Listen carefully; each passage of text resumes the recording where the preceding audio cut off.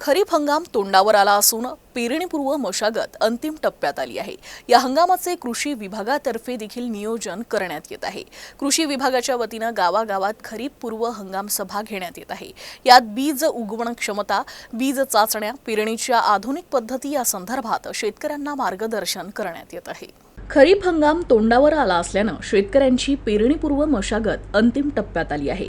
तर या हंगामाचे कृषी विभागाकडून देखील नियोजन करण्यात आले आहे। यावर्षी बुलढाणा जिल्ह्यात 7,35,000 हेक्टरवर खरीपाची पेरणी होणार आहे।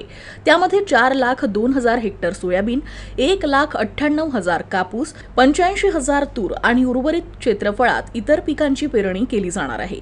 कृषी विभागाच्या वतीने गावागावात खरीप पूर्व हंगाम सभा घेऊन यामध्ये बीज उगवण क्षमता, बीज चाचण्या, पेरणीच्या आधुनिक पद्धती संदर्भात शेतकऱ्यांना मार्गदर्शन करण्यात आलं।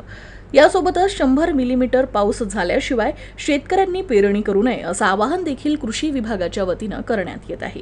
खरीप हंगामामध्ये आपण गाव पातळीवर खरीप पूर्व हंगाम सभा घेतलेल्या आहेत। त्या सभांमध्ये आपण बीज उगवण चाचण्या, बीज प्रक्रिया, त्याच्यानंतर खताचा वापर शेतकऱ्यांनी कशा प्रकारे करा, पेरणीच्या आधुनिक पद्धती वापराव्यात याबाबत आपण प्रत्येक गावामध्ये आपण खरीप पूर्व हंगाम नियोजन सभा घेतलेला आहे।